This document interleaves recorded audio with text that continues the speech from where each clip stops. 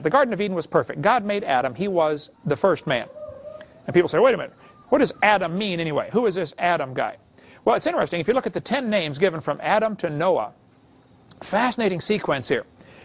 Henry Morris has another great footnote on that one if you want to get it. But be sure to get my disclaimer with it, a few things we disagree with.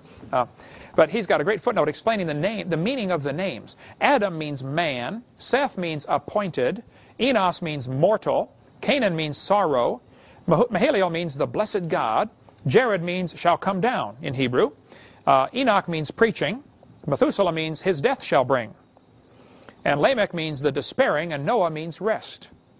Apparently just the names from Genesis, from Adam to Noah, God is trying to tell us man is appointed mortal sorrow, but the blessed God shall come down preaching that his death shall bring the despairing rest. Right in the names, in the Hebrew. And of course the Hebrew language, they take these things very serious. Not only do the names have meanings, the names have numerical equivalents.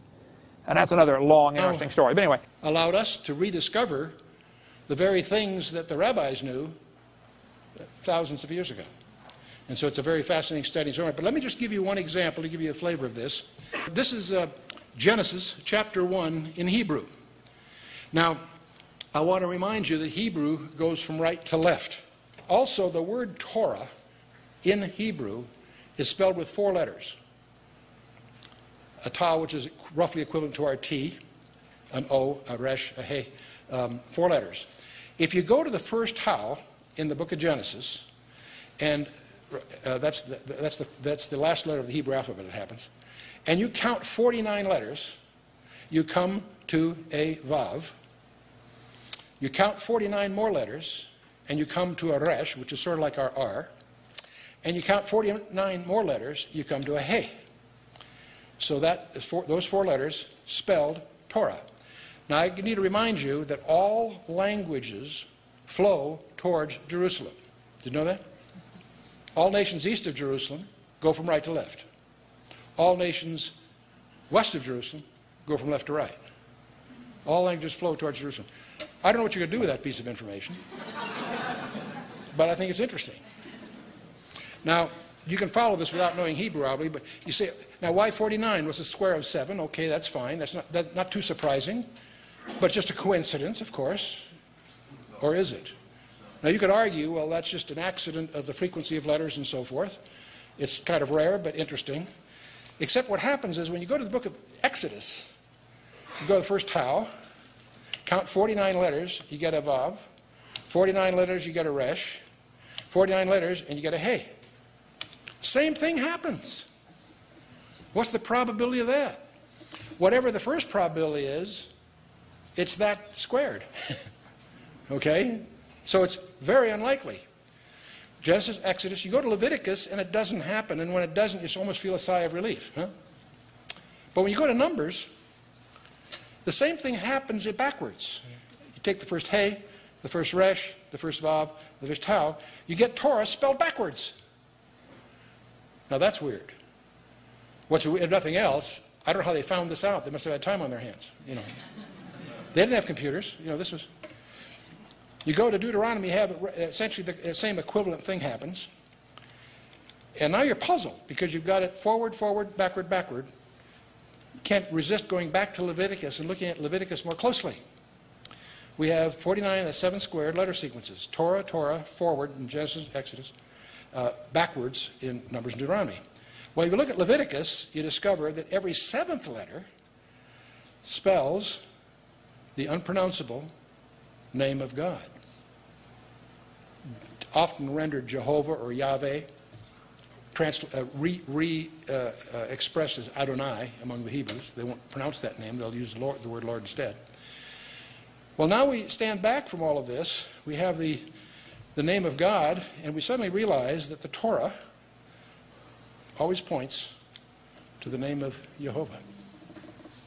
Now, what's the chance of that happening by accident? And by the way, if you've tried to contrive something like this and still maintain logic in the text, that's a challenge. This is a very non-trivial thing to design if you set out to design it that way. So many of us tend to regard these kinds of things in general as fingerprints of the Holy Spirit. The word that we have something that's relevant to our lives. Us. Who are we? What does it mean to be a human being? So let's take a look. How do we say human being in Hebrew? Who knows? Adam.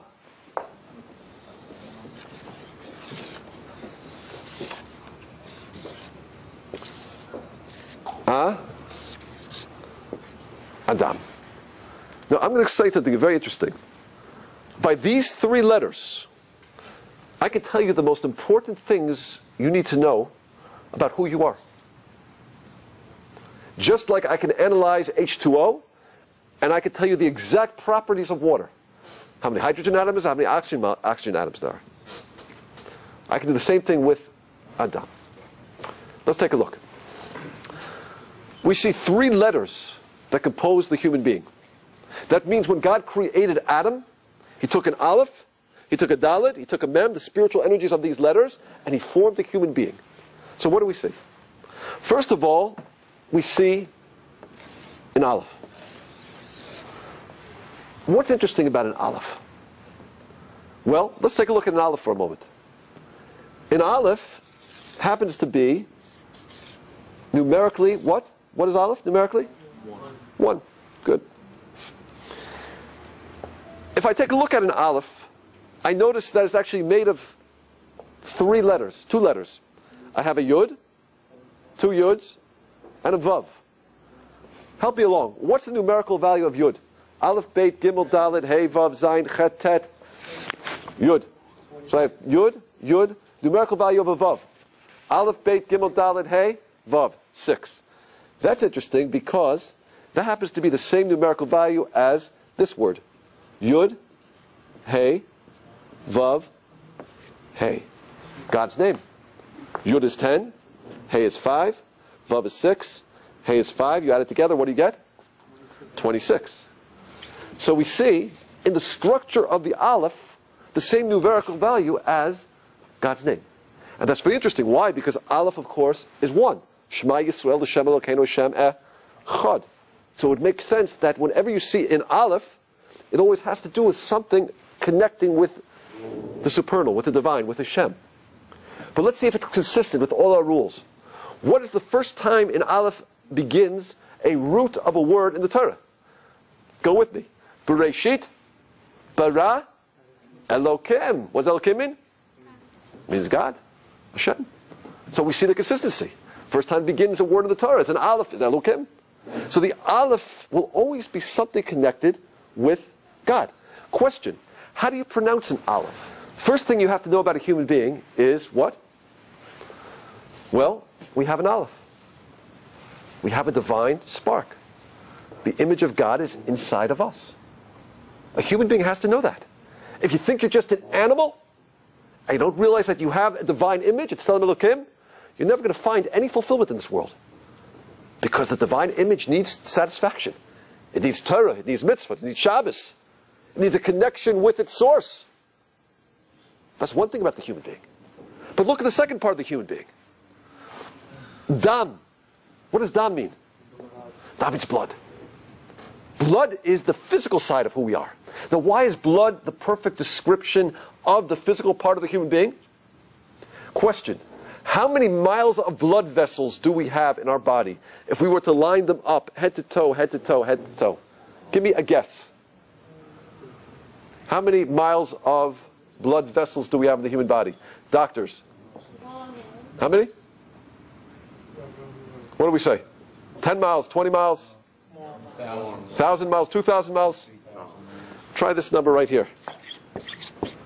33,000. We have enough blood vessels in our body, if we were to line them up head to toe, to circle the globe twice.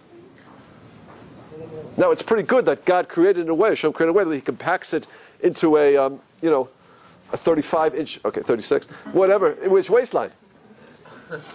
That's pretty good. But that's why blood is the perfect description of the physical side of who we are. Now, let me ask you a question. If a person thinks, look, I just want to be spiritual. I just want to meditate all day. I want to go off on a mountain and communicate with God. and I don't need friends, and I don't need family, and I don't need relationships, and I don't need delicious foods. I just want to be a spiritual being. I don't want to get married. I just want to go off somewhere and communicate with God my entire life. Do you think such a person is going to be happy? No.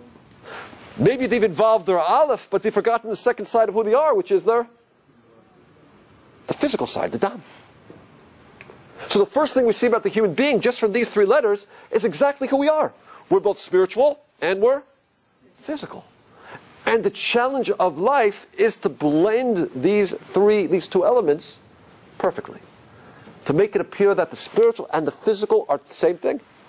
Like on Shabbat. You know, is Shabbat a physical day or is it a spiritual day? What is it? Well, it's a spiritual day, but we spend it eating. Right? So what is it? There's a beautiful blend of what we say is physical and spiritual. Now let me show you how deep this goes. Where do we get the blood from? Who gives us the blood of life? Well, we get it from who? We get it from our mother, our aim, and we get it from our father, our Av. Numerical value of Aleph is what? 1. Numerical value of Mem is 40, 41. Numerical value of Aleph, 1. Numerical of Beit, 2. It's 3. What do we see? 44. That's interesting. Dalet, numerical value, 4. Mem, numerical value, 40. 44. What a coincidence. The Dam is provided by who? Av V'Aim. Numerical value, 44. But it makes sense. Why? Because if God took these three letters and formed the human being, obviously it would make sense that the source of the physical side will correspond with the providers of the physical side of who we are.